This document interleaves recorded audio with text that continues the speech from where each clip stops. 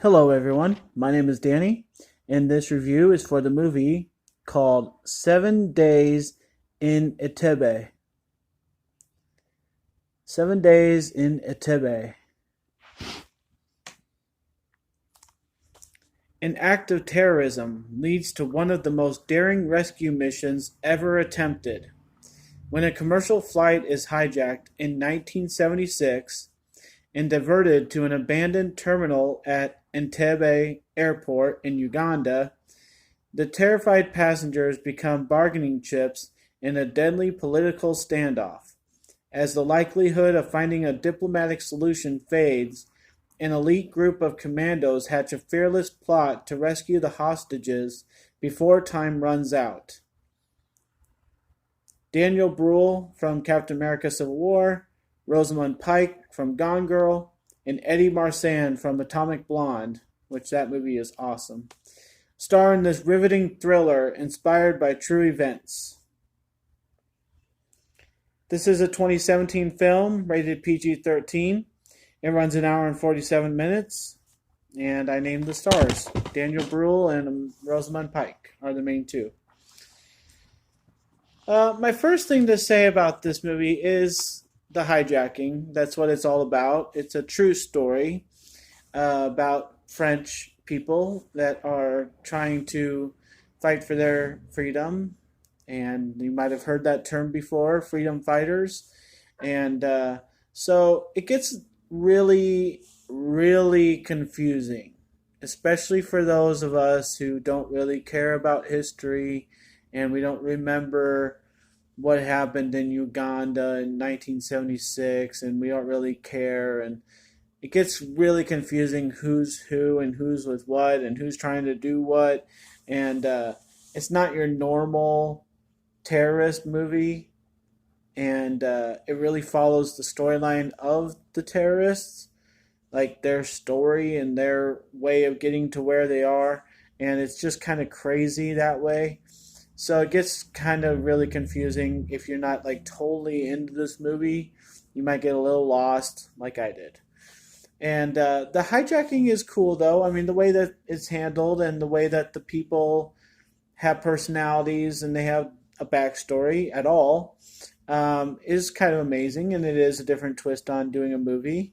And I kind of appreciated it, to be honest, for being something different. And it's a real movie and it really has a lot of stuff going on.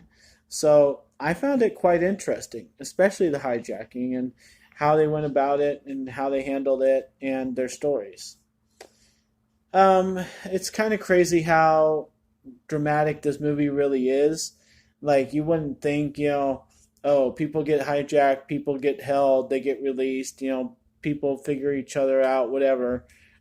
You wouldn't think that'd be too dramatic, but they really try hard at figuring out what's going on, and you have to figure out who's who, and oh, that person ends up taking command over that person, and they get salty about it, and there's really some stuff going on, and it really does get very, very dramatic, more so than I thought it was going to be. So it just kind of gets to be a movie that you can't stop watching, and you have to kind of get into.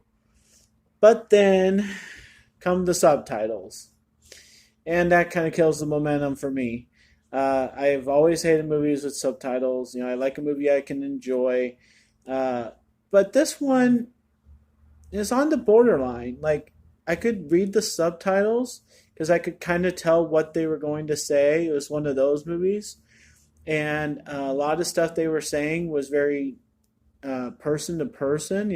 Like they were trying to really humanize these terrorists in this movie because they're actors that we know, and so they got this like backstory and this like love connection kind of going on, and there's just so much more to it than just some stupid subtitles at the bottom with nothing really going on, nothing really being said. Is all very plain English, very obvious things that they were going to say.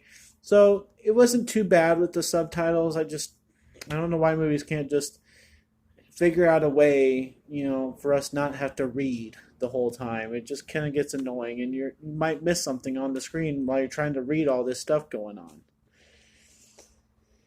Um, there is a point where the story kind of resolves, and if you're really planning on watching this movie, I guess I won't spoil it for you, but there is a release that happens, and I'll say it that way. And the way it happens is really cool because there's so many different characters along the way that we get introduced to that kind of become a bigger part of the story. And when this release happens, they don't want to give them. They don't want to go. They don't want to be released. They want to stay. And I'll let you find out why. But the reason why is really cool. It's really honorable, and the way that happens I thought was really cool part of the movie. And it kind of, whether it's slow before or after that point, that really makes it and gets your attention, so it was kind of really cool. Obviously this is a story where you're rooting against the terrorists no matter what. I mean, I'm sorry for anybody who's from Uganda, but that might be the only people who aren't cheering for the bad guys in this movie. It is a movie. Let's keep that straight. And it's just a very nice success story. It really is, and it's great that it was true, that it happened. The fallout from this was immense, and and I like how they follow it up at the end and tell us a couple people that were in this incident ended up becoming like a prime minister of their own country and stuff. So it's really cool stuff. Really interesting. I can't say I really care about the history part, but the movie part was actually really well done. It ends up being really sad too because I mean, we're cheering for a certain type of person in this movie, but you think maybe, who they paint out to be the bad guy maybe might not be the bad guy. And so it does get very emotionally connected, and it does get you involved with the movie, and it does have something for you to figure out and to kind of connect with to see if you can figure out what's going on. And by the end of the movie, you see how you feel. So I think any movie that does that, that's a success. And it really is a crazy story. So um, anybody who watches this, if you somehow can watch this movie just for the pure historical point of it, um, the story is just immeasurably important. And I think that movies like this that have great actors, that have a great story, might be a little boring along the way, but otherwise are very interesting and have a nice ending. Um, they're worth watching.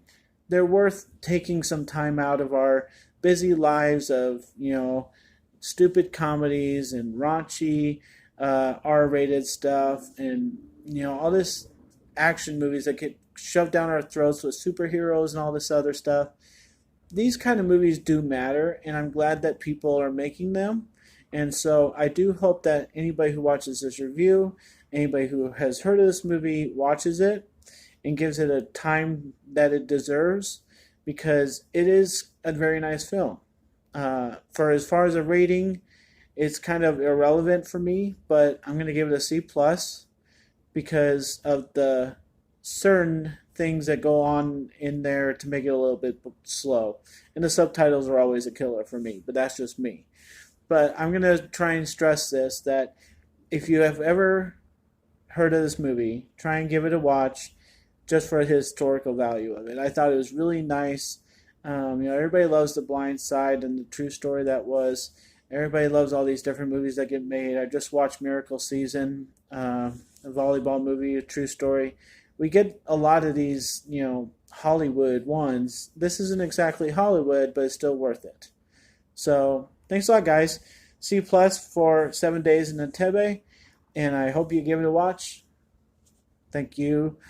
If you like this or any of my other videos, try and give some of them a watch. Like and subscribe to my channel if you would. And thanks again. Enjoy your movies, guys.